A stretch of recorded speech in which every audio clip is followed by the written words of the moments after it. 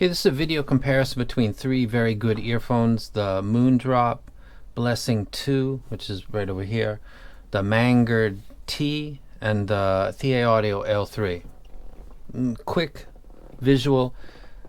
Bass, I would say the L3 is the best, the Mangird Tea is second, Moondrop B2 is third, and the mids, I'd say the Mangird Tea is the best, and L3 and Moondrop are both push. In the treble, I'd say the L3 is my favorite, and the Mangird Tea also as well. Moondrop is not. In resolution and detail, I'd say the Moondrop is probably the best via the treble. So it's like the S8 in a way, the S8F and the S8Z. Its blessing is its curse. Well, I just thought of that, Moondrop Blessing.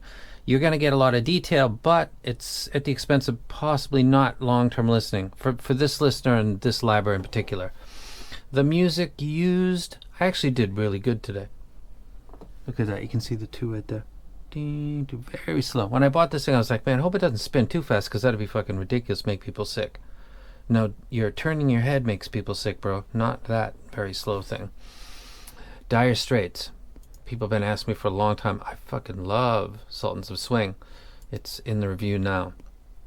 If you go to my ranking page, you can notice that down on the bottom, when I do comparisons from now on, this is another way to visualize it. Green is fine. Like, there's nothing jumping out. Red is things that are sticking out at me. I'll go through this very quickly because I did a video before, but I'm going to delete it because I just kind of stuck on the screen for way too long. When the Levee Breaks, Led Zeppelin, Sultans of Swing, Dire Straits, Swimming Pool, Kendrick Lamar, Freebird, Lynyrd Skynyrd, Fade to Black, Metallica, Blister in the Sun, Violent Femmes, On the Run by Pink Floyd.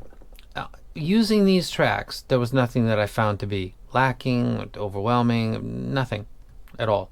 On Moondrop B2, When the Levee Breaks, this is not a surprise because the Blessing 1 and the Blessing 2 share the same trait of having a dynamic driver, but the intentional tuning, it's not a fault, it's the way that they're tuning it on purpose. I think that the S8 is my favorite Moondrop up till this day. I think the A8's pretty close too. A8, S8, it depends on the day. I love both of those. It's more my thing, even though this has a dynamic driver. I'm literally looking at it right now. It lacks what would be considered faithful to the reproduction, which is part of the definition of an audiophile. And this is a picture of John Bonham. Happy Birthday When the Levee Breaks. It's not of the lead singer, Robert Plant, or the bassist, or all many instruments, John Paul Jones, or Jimmy Page. It's this man because this is a famous track where the kick drum in the intro it's famous. It's very, very powerful. Very powerful. And for reasons that are intentional, the Blessing doesn't quite do that. That's part of the reason that I put that 3 in bass. A lot of people find it to be fine. Music is like, music relative to the evaluation of transducers, earphones, is much like cooking. This is not a joke, so pay attention carefully. If you taste something and it's delicious and someone shares with you the exact recipe, and then you do it a little different because you think, I don't have, but I have something close to that. If you take anything, any variable is switched, the outcome will be different. If you listen to classical music or jazz, your interpretation and evaluation of these 3 sets would probably be different from mine. But I'm thinking that my audience is my audience partly because they listen to some of the same music that I do, so they can get a kind of grasp what I'm talking about. The Blessing 2 is not intended to be authoritative in the low end, because there's people that like that. That's not me, and that's not my library, but that would be other people. The Mangard's interesting. I love it, and I want to keep digging to find out where it belongs. It's got a graph in the bass and the treble that reminds me of the U12T and a couple other things. Its one weak point that I could find was the Swimming Pools by Kendrick Lamar drank. That very, very potent, powerful low end. It did When the Levee Breaks fine, the kick drum focus. This has multiple hits going across multiple frequencies, trap, drop, all kinds of hits at 45, 65, 75, 85 coming in one after the other, and this is not quite. When the Levee Breaks is fine, Sultans of Swing, everything else is fine, but that's the one where I thought, woo. But it's very similar to the EJ07, so if Red Eyes is watching this, you should be fine. That was the only thing that I noted. Other than that, you can look at this yourself. In the same track, the Moondrop didn't do well, but if it's not doing this, it's not going to do that well. And Mark Knopfler's vocals, I think that's how his name's pronounced, sounded, because the treble is the emphasis and it is the source of what I ranked as the best resolution and detail, that can come at the expense of certain things, sometimes vocals. In this particular exact case, Dire Straits, Sultans of Swing, Mark's vocals sound relative to the L3 and the Mangird Tea a little bit too dominant for my personal taste. Now I'm going to get out of here because the last video I took down because I just was on here too long. Get back into this. The resolution of all three of these sets is actually quite good. I don't find any of them to have any sort of haze, any kind of like I've got to turn the volume up to power my way through what can sometimes be sets that have veils because of poor configuration or lots of kind of different reasons for that. None of these sets display that characteristic. These are fascinating in that they're doing three different kinds of bass.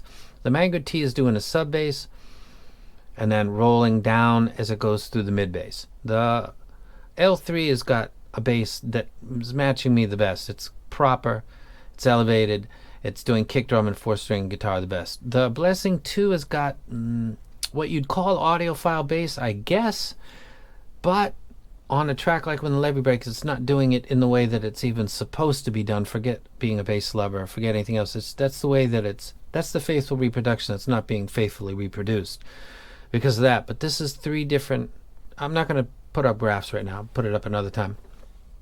So in the low end, these are doing three different versions of the same thing, and that they sound like it, and they're all appealing to their audience.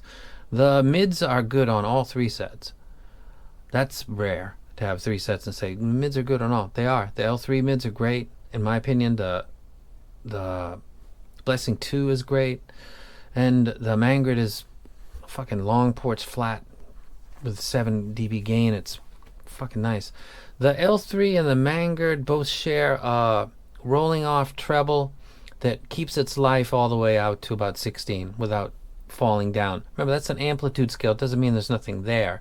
When you listen to it, it just means it's not relative to the other part of the graph amplified, literally, like the other frequencies. So the mids on all these. The treble, I prefer on these two. The Blessing 2 is a harmonesque type curve, and that's okay when the low end is a little bit higher.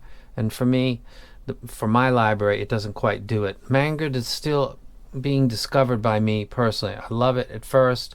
It's not going wrong except for maybe really bass emphasized hip hop. I don't know if that's where this thing's going to shine. Rock and roll is fine. That's not a problem. And the L3 seems to do everything fine. Next video is going to have to be L3,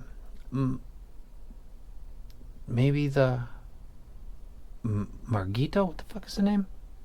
Mangito? Sorry, man. I don't know. These people come up with these names. Don't know. Tea. I should just call it Tea. So 3 great sets. None of them are stupidly priced. They all sound good. They're going forward. Probably people that listen to different types of music. The Blessing wouldn't be my thing. The L3 definitely isn't. The Mangird is so far, except for extreme bass, but I don't listen to bass every time. I do that only on my boombox. The micro details are available on all three. I think the best for the micro details is probably the Blessing, but that's again coming at that's the blessing and the curse. Like I said earlier, you're getting that from the treble. It's pronounced, it's there. The harmonic of the vocals and of guitar is also pronounced, and it's kind of stuck on me a couple times. That's why I'm not going to stick on this graph and go through it, because last time I watched my own video I thought, fucking enough of the graphs. You can look at it if you want though. Green means it's fine, red means other than fine. Not bad, just not ideal for me. So that's it. Next video will be another tribrid that's coming in probably tomorrow, and then I'll go ahead and do a video comparing the Shuar EJ07, the JQ Hua Jiang, and then that set. So that's literally, I was waiting for her to do a 3-way instead of 2 and then say, oh, this is great, and then a week later I say, but the other one's better than the one I said was great. It's awesome that we live in a time when there's so much great gear. The problem is that you become constantly saying this thing's great. It helps that you're picking your stuff like, how about that? Instead of 10 different sellers saying, hey, hello friend, would you like to try this? And then you get it and it's garbage, and that happens again and again and again and again and again. When you kind of say, I prefer this, I like that, you tend to get stuff sent to you that's more matching to you. So the positive reviews. Good stuff. I don't know how you can lose with any of them, really. These are not going to burn your wallet. Fucking winning on multiple levels. And I am now out.